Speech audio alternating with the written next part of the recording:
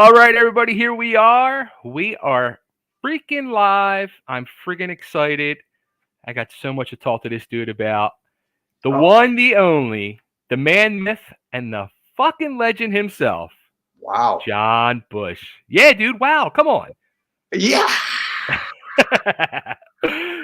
I got it. I got to get this off my chest. For me, like at this point, I don't even care about anybody else in the world. It's me and you, and I got to tell you this. What doesn't die is one of those songs in my life, okay, that first off, every day of your life should be started with that song.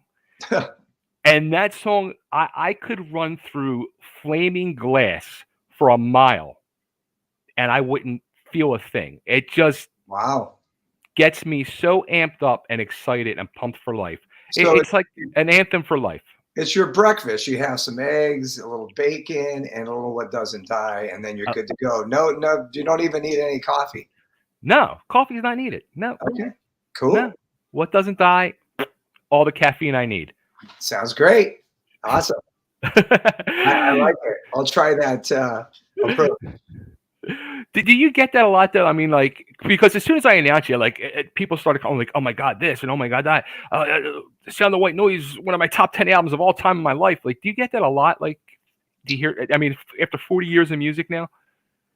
There's a lot of people that have been inspired by the things I've done through the years musically, and I'm extremely grateful for that. And it can go back to, March of the Saint, 1984, to the last record Armored Saint did, which was Right. Earth in the Sky. Obviously, a lot of the things I did with Anthrax, it has a lot of cool factor credibility at this point. It's taken some time for that to kind of happen. I think it's just time. Time kind of allows you to go, oh, let me look back on those records and then listen to them again, and then you go, wow, there's some really great stuff there. Mm-hmm. That's again, and I'm always just proud of everything I've done. Some stuff was better than others, in my measly opinion. I always try to keep those things kind of quiet because the last thing I want to do is have somebody go, "That's my favorite song," and I go, "That's like one of the worst songs on the record." So like, and it really doesn't matter. I mean, really, when it comes to any music I've made, if somebody gets inspiration from it or motivation, then that's awesome. And I don't have to sit there and go, well, "What, that song you like?" I'm like I said, I'm just grateful. So, you know, it's That's cool to awesome. be making music for a long, long time, like I have been, and um, I it's hopefully I'll keep on going. I've been writing some songs lately with a couple other projects that I've been involved in, and there's no writer's block right now, which is really That's a beautiful cool. thing. I'm pretty lucky actually, and I'm kind of keep hitting myself and going, wow, is that really happening? Are you able to kind of flow still with writing some lyrics and stuff? And I have been, so I'm happy about that. That's awesome. Let's get into a couple things before we get into this whole Armor Saint Watch tour because when this was announced, I was so freaking excited because I was there. That was the second concert of my life back in Where do 1984. you live? All right, so I'm originally from the Philadelphia area, Okay.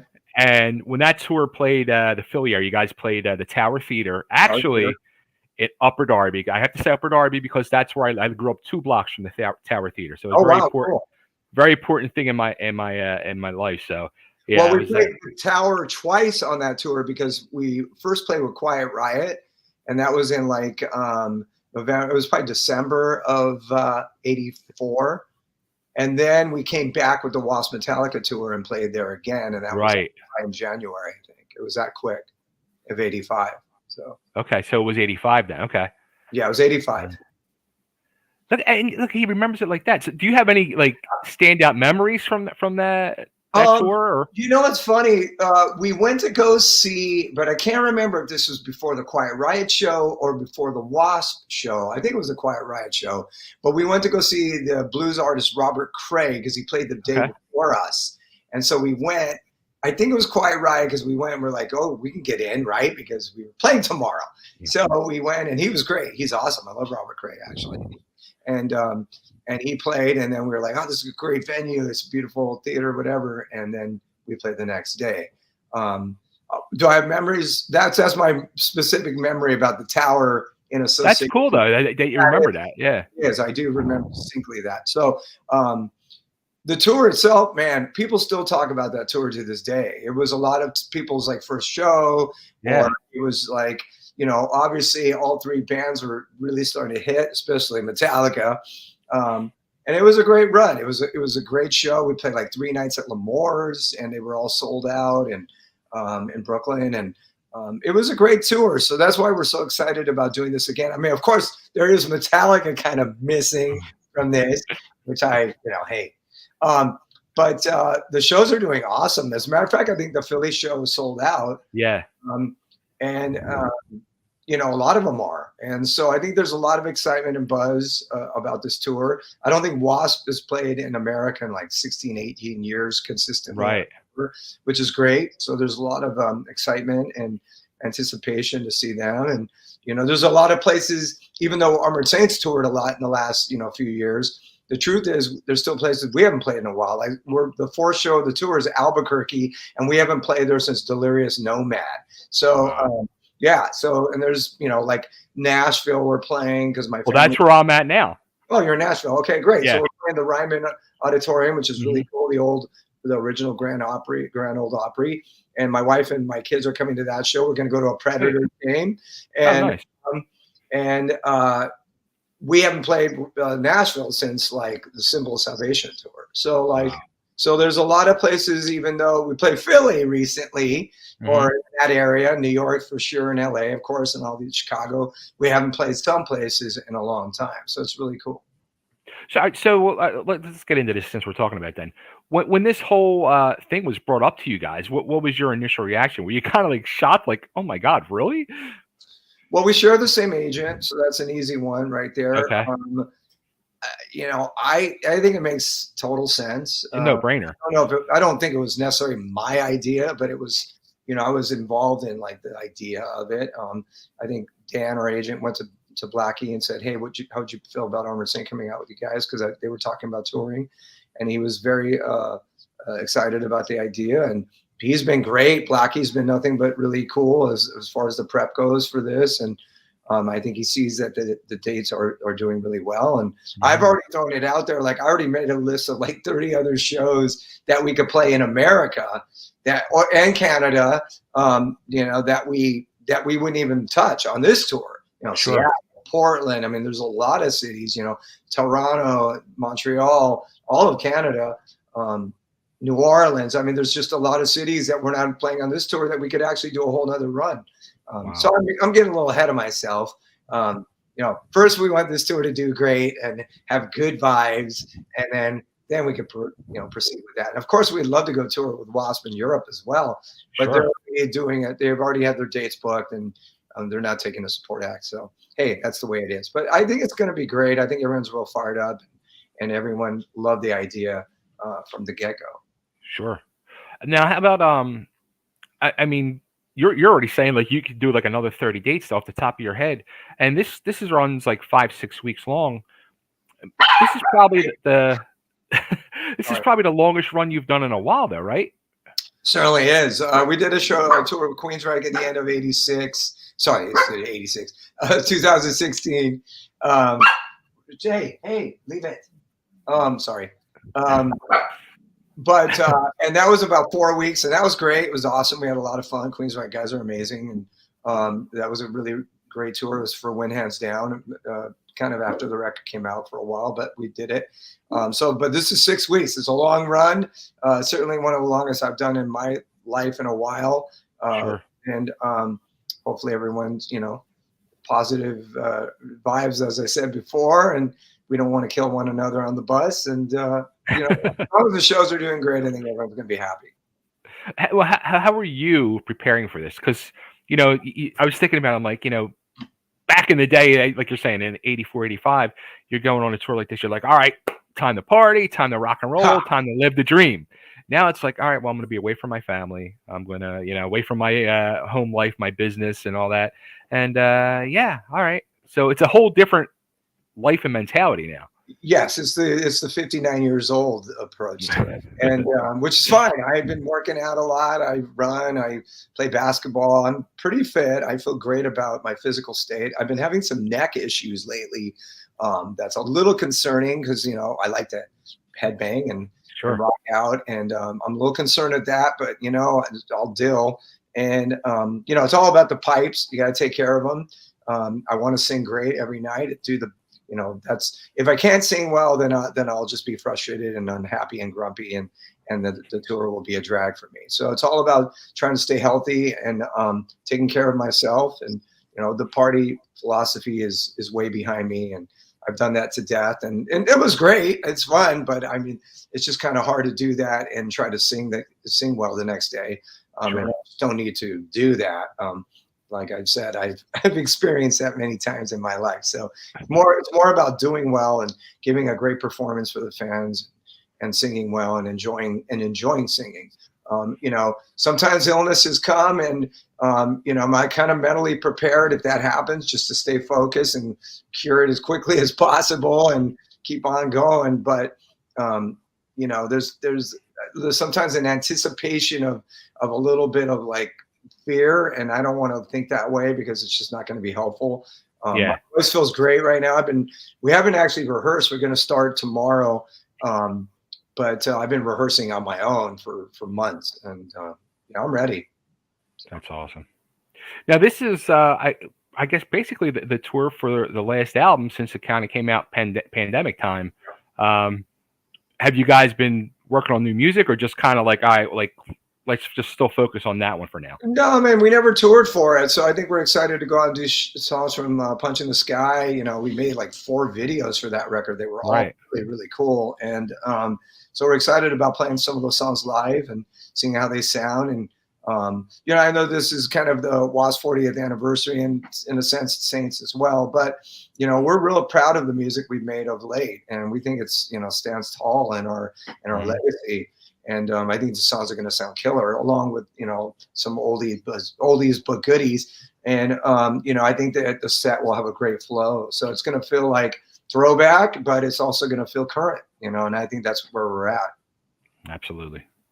Now, also too, I saw there's a documentary waiting to be released. What's going on with that? Well, we were just Russell, who's the man in charge with that, and the guy who's actually he put it all together, and it's kind of his baby. He was doing some final editing. I think we were micromanaging it but yet at the same time trying not to, because it is his thing.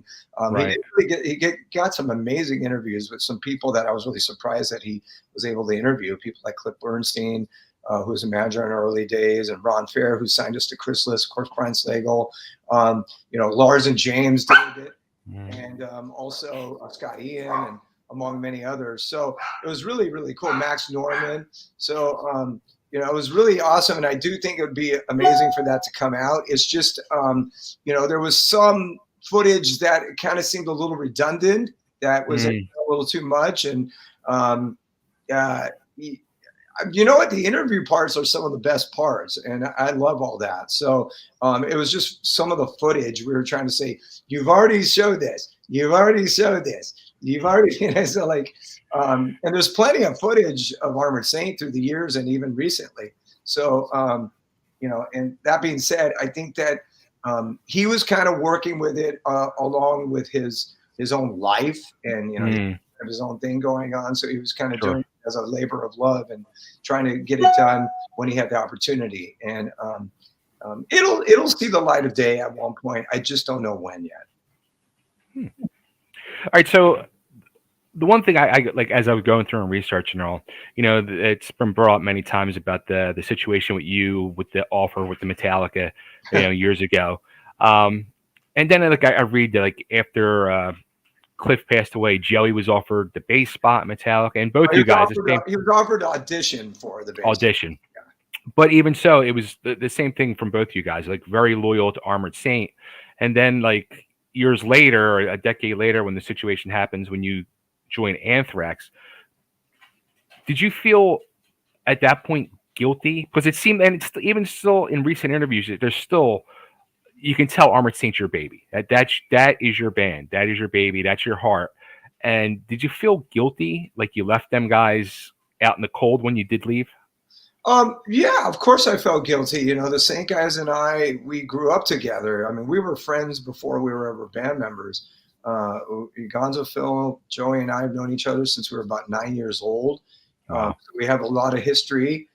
We had a lot of history before we were even a band. Then we Right. had a lot of history as a band, and then now it's like, well, we're like prehistoric history at this point. But it's it was a tough decision to leave the band. I felt like I was probably abandoning them at the time. At the same time, that's kind of life. And in retrospect, I look back and go, that's just the way my life was supposed to go. Right. To this day, they may have some different emotions about it, and those are also they're certainly valid, because you feel the way you do. Sure. But I mean, obviously, as time went on, we were able to kind of regroup, and then we make some records again and go back on tour. And it still enabled me to have this history with Anthrax and do things I did with them. And like I said, made some really cool music and obviously a lot of touring and stuff. So it's just part of my life. I think it's just the way the road had to go down. And Sure. that being said, it wasn't like it was some easy thing. Like, I'm out of here. See you later, guys. I'm going to go join these guys now. It was a difficult decision for sure. And there's like this weird kind of like dysfunctional love that is in Armored Saint, for better or worse. I'm not saying that it's always peaches and cream in our setting. It's not, and as it isn't for most bands. Sure. Especially bands who've been around a long time. For the most part, we kind of see eye to eye, but we're different human beings. We're not always going to agree on everything, and that's very logical. But for the most part, like I said, it's almost like this weird dysfunctional love there that just kind of has this kind of underlying bond there. Can you all? I have another interview. I'm sorry. That's all right. On my phone here. I have like 4 set up today, and ours started late. Yeah. That's on me because I was trying to. That's all right. That's all right. John, hey, look, thank you. Thank you for everything. Lots of luck out there on tour. Have fun. And so I we're hope going to to see you in Nashville. Nashville? Yeah, absolutely. I got to get my ass You're out there. hooked up and everything? I will be. Okay, I'll great. make sure of it. All right. Thanks, dude. Thank you for the time. Thank you for everything. Seriously. All right. Thank you, brother. And thanks for all the support through the years and for the recent time. And it was great chatting with you. And I'll see you in Nashville. I'm excited to go there. I can't remember the times in the past. I know I've been there with Saint and Anthrax in the past, but this is going to be fun because I'm going to be there for a couple of days and get to hang out there. Awesome. Cool. All right. All right, John. Take care, man. Thanks for all the support. Absolutely. Bye-bye. All right, we go. Armored Saint and WASP back together again 40 years later, coming to a city near you and possibly more. Stay tuned. Go to armoredsaint.com for more information.